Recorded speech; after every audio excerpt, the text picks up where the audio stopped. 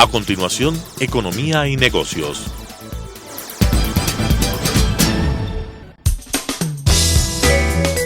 Clasificación B, bajo supervisión de un adulto.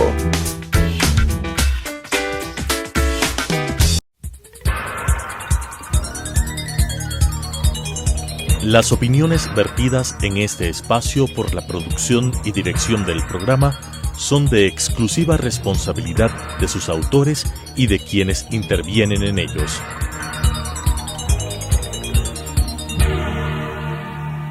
Telesucesos Canal 29 UHF presenta Economía y Negocios, un espacio para presentar a los principales actores locales del emprendimiento y del mundo empresarial, con la conducción de José Luis Iturralde.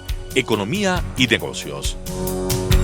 ¿Qué tal, amigos? Muy buenas noches, sean ustedes bienvenidos a otro programa de Economía y Negocios a través de la señal de Telesucesos. Hay personas que nos miran directamente de la señal del canal, otros que nos miran a través de las entrevistas, a los segmentos de opinión que tenemos en el canal de YouTube, donde ustedes pueden, si se pasaron el programa, buscar las entrevistas mías o de otros panelistas, otras personas que manejan programas de opinión en Telesucesos en el canal de YouTube. Obviamente hoy es un día fundamental donde tenemos que hablar de lo último, del tema que nos obliga a hablar, que es las elecciones.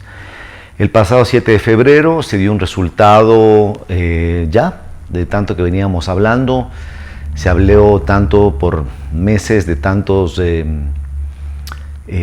personas que estamos en medios, de que pensemos, de que se analice el voto, que no sea un voto inútil, que no sea un voto desperdiciado, que no seamos un voto inmaduro, un voto de odio, un voto de revanchas.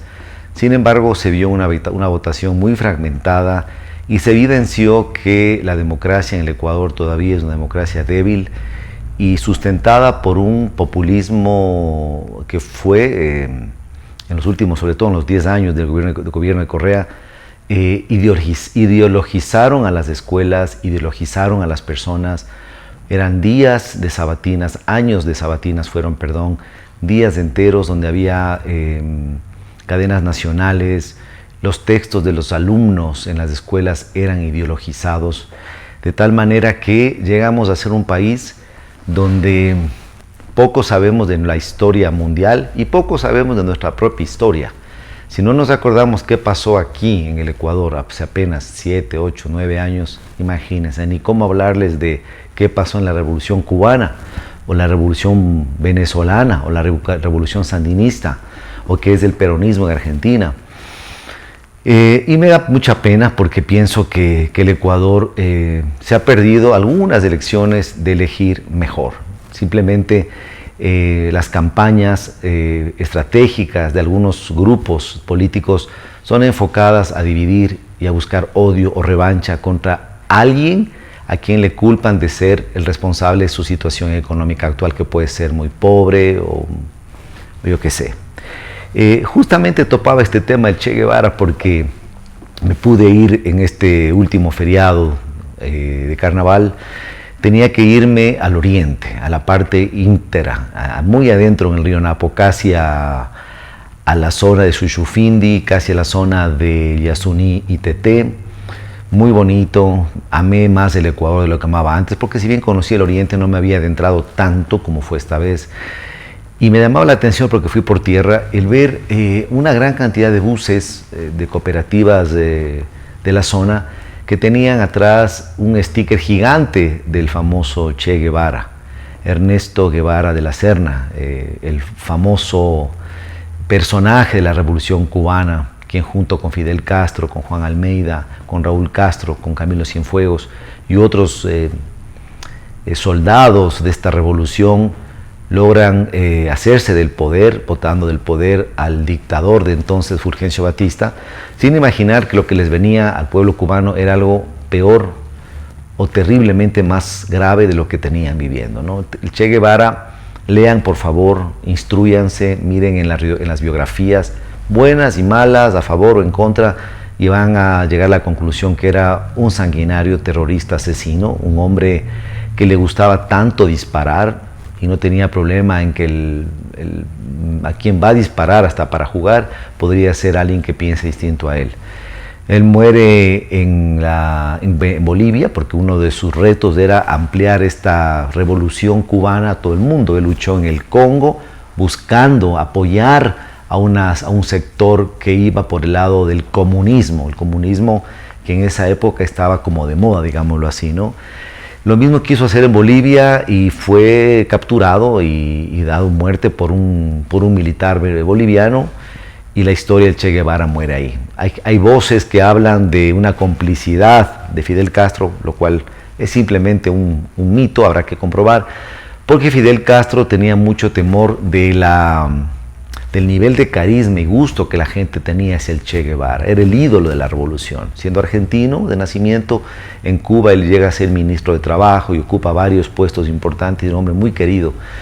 Fidel se queda solo, también muere Camilo Cienfuegos, no se puede explicar mucho la muerte de él, y se quedan los dos Castro. Se queda Raúl y se queda Fidel como el dios, el cerebro de la revolución. Al día de hoy, ya ha muerto Fidel, estamos hablando de casi 70 años de un gobierno pobre, un gobierno que alejó a Cuba del progreso, un gobierno donde la gente pues hace lo que sea por salir de ahí, donde no hay libertades, donde no hay partidos políticos, donde no hay elecciones, donde tú tienes que hablar en función de lo que te dicen en los colegios, que son doctrinas socialistas soviéticas, ya ni siquiera las actuales. Entonces, claro, cuando estos grupos, ya hablando del Ecuador, se afincan y se apoyan en estos conceptos de la revolución cubana o de la revolución chavista y quieren ganar votos aquí, y me preocupa porque algunos lo logran, habla mucho del nivel de educación en el cual estamos viviendo. A veces los jóvenes pueden tener esta rebeldía muy típica de la edad y hacerse mucho más atractivo una figura del Che Guevara que una figura de un Javier Herbas o de un Guillermo Lazo, ¿no es cierto? Con corbata, vestidos como es ahora. Pues claro, es más atractivo llevar el dorso desnudo y una barba y un puro que nos hace sentir un poco más afines con lo que es la juventud rebelde. Pues amigos y jóvenes, quiero que sepan que me siento muy preocupado el ver que todavía el Ecuador, esta democracia es muy frágil, que es muy fácil doblegar a un grupo de electores ofreciéndoles dinero, ofreciéndoles cosas que no se pueden ofrecer. Hay un candidato que ha ofrecido $1,000 a 1 millón de personas. Ahora ya dice que no es así, no sabe cómo va a sostener esto, no tiene ni idea ni lo va a tener. El señor Arauz del sector correísta, que no sabemos nada de él. Es un señor que está sin trabajo en estos momentos. Antes de ser elegido estaba estudiando, no tenía un trabajo fijo. Estaba estudiando porque así se ganó una beca en la época del correísmo. Sin embargo, no sé si sea un mal tipo, un buen tipo, pero solo sé que él no tiene nada que ver. ¿Qué pasó con Lenín Moreno? ¿Por qué le busca Correa a un tipo como tan frágil, tan poco preparado como Arauz? Digo preparado hasta para responder en una entrevista. Huye a ciertos periodistas, los huye porque sabe que le van a embaucar, le van a poner una pregunta que no va a poder resolver. No pasaba eso con Rafael Correa. Y tampoco pasaba hasta cierto punto con Lenín Moreno, quien entró por el correísmo con una aceptación altísima. Lenin era un hombre querido, inclusive por muchos sectores, y era mucho más fácil que Lenín Moreno gane a que gane ahora Arauz. Eso no les quepa la menor idea. Es por eso que digo yo, y viendo un poco complicado este acuerdo del segundo lugar entre quien da la sorpresa, que es Yacu Pérez, un hombre inteligente, no sé si es un indígena, pero creo que es un mestizo como soy yo, como soy usted, porque él no sé si es un mestizo, pero eso es lo de menos. Es un hombre que tiene una causa y que ha sido muy fiel a su causa durante años, pero ahorita me parece que está mostrando una agresividad y una polémica por el segundo lugar innecesaria, y no tanto por el sector de él, sino sectores indígenas poco más radicales, y me refiero al señor Leonidas Issa, al señor Vargas, a todos estos señores de la Ecuarunari que ya algo que no les gusta, vamos a tomarnos a Quito, vamos a ir a las huelgas, vamos a cerrar las carreteras. Esto no puede ser así, no puede ser que algo cuando no les guste, ustedes ataquen.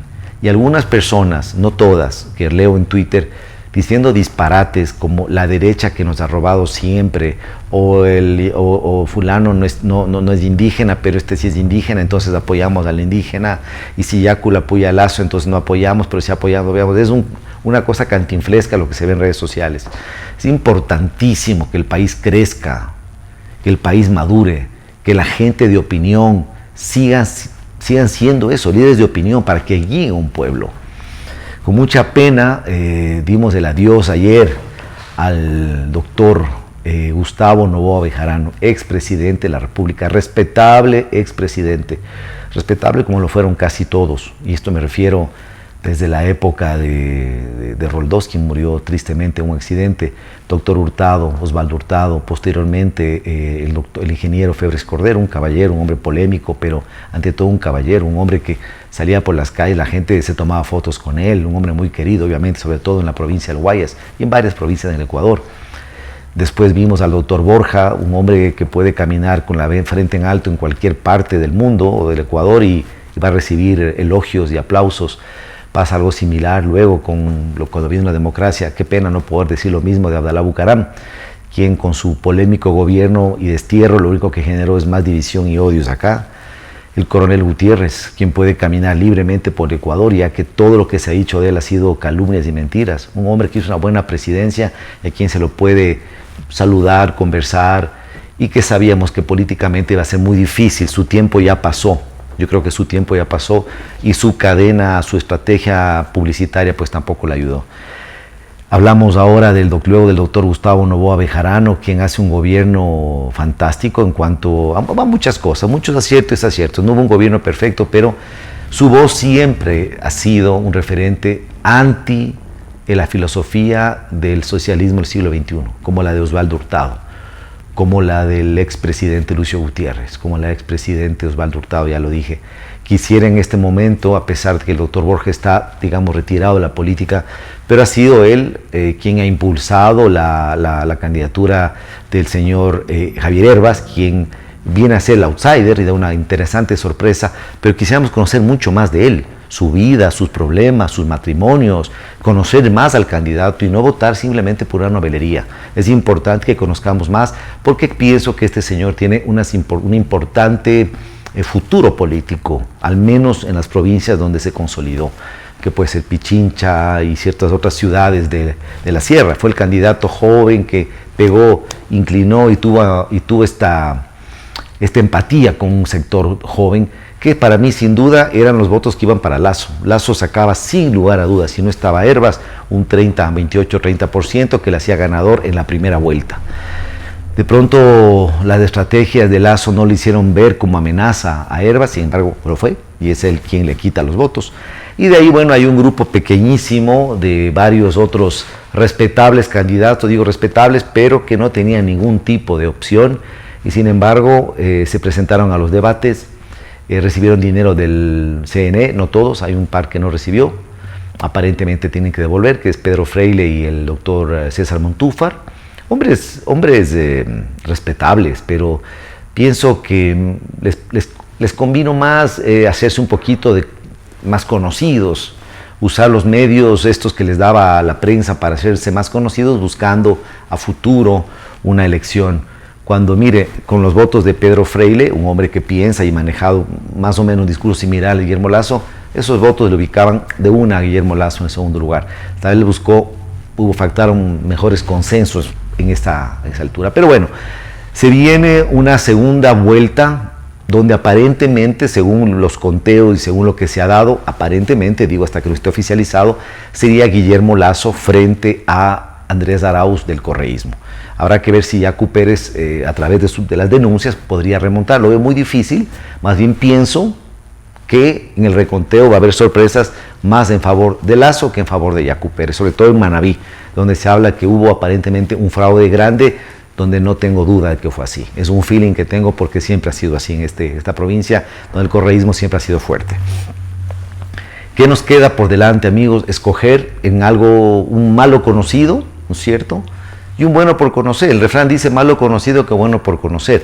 Conocemos ya a Guillermo Lazo, conocemos su manera de pensar, ha sido candidato por 3 ocasiones, un empresario conocido, su vida, ha tenido su esposa, Su única enamorada es la misma esposa actual, un hombre de, me parece, 4 hijos, 8 nietos, que ha sido calificado como el banquero, como si el banquero sea malo. En otro país ese hombre hubiera ganado en primera vuelta, un país más civilizado. Sin embargo, eso era satanizado por la ideologización y la comunicación que tanto se dio en el gobierno de Rafael Correa, tratando de perjudicar la imagen de un hombre honesto. Yacu decía, ¿cómo si usted hace dinero en esta época y otra época? Señores, en el feriado bancario, una pequeña recomendación de leer un poco más. El feriado bancario se basó en el problema de que los bancos hacían lo que les daba la gana. El dueño del banco usaba el dinero de los ahorrantes para prestar a sus familiares, para hacer obra propia, para préstamos que se llamaban préstamos vinculados. Y así se vino un momento que los bancos no tenían la cartera para respaldar los ahorros que tenían, se los habían gastado.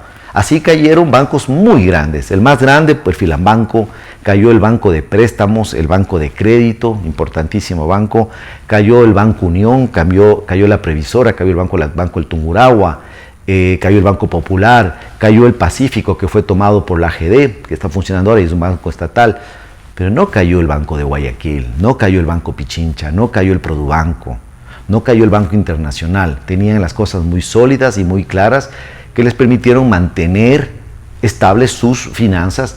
Y la figura de Guillermo Lasso, cuando se da el feriado bancario, que era la gente sacar dinero de los bancos, el presidente Maguad tuvo la acertada o desacertada medida de hacer el feriado bancario, cerrar los bancos y prohibir que la gente saque el dinero que estaba adentro.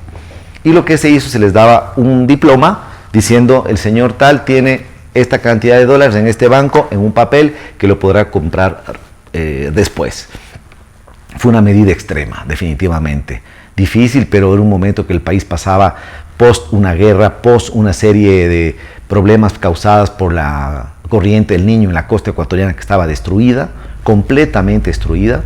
Luego el presidente Noboa, al salir Maguad, hace una reestructuración de la zona de la carretera del Espóndilus, de la Ruta del Sol, y realmente rehabilita. Pero antes, ¿qué pasaba por el Ecuador? Pasaba eso. Entonces, Guillermo Lasso, en el momento del feriado bancario, era gobernador de la provincia de Guayas. El gobernador tiene limitadas sus acciones. Él no es quien pone las leyes o quita las leyes, y peor económicas. Cuando fue superministro de Economía, estuvo creo que 21 o 23 días porque no estaba de acuerdo con los manejos económicos del presidente Maguad, que tenía a gente muy conocida, que luego estuvieron en el gobierno inclusive de Rafael Correa, que estuvieron manejando la política económica del país, como el mismo Pedro Delgado, primo del presidente Correa. Entonces, ponerle a Lasso en este blanco de críticas como el banquero del feriado bancario es una mentira grande, es una calumnia, es falso. No coman ese cuento.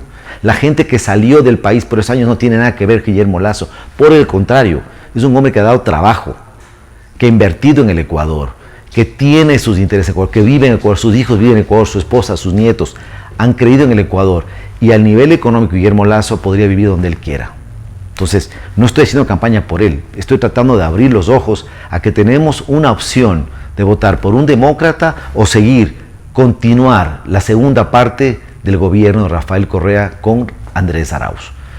Soy muy respetuoso y de verdad se lo digo, quien vaya a votar por Arauz porque cree que ese hombre tiene el talento para sacar adelante el país, que lo haga. Yo no lo conozco a Arauz, no votaré por él.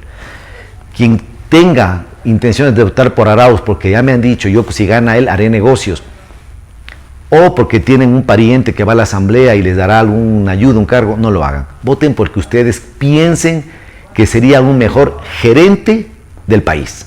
El Ecuador necesita un gerente, no un director de orquesta, ni un payaso, ni un títere, ni un líder carismático, chistoso, agradable que baile y cante. Es un gerente frío y calculador que haga las cosas en función de los accionistas de esta empresa que se llama Ecuador, donde somos todos los ecuatorianos que vivimos en este país y fuera del país.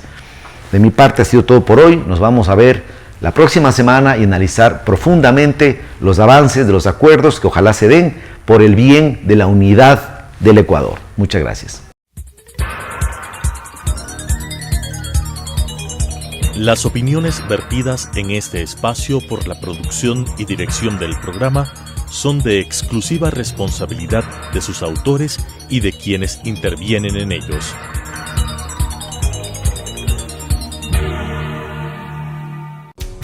Telesucesos Canal 29 UHF presentó Economía y Negocios, un espacio para presentar a los principales actores locales del emprendimiento y del mundo empresarial, con la conducción de José Luis Iturralde. Economía y Negocios.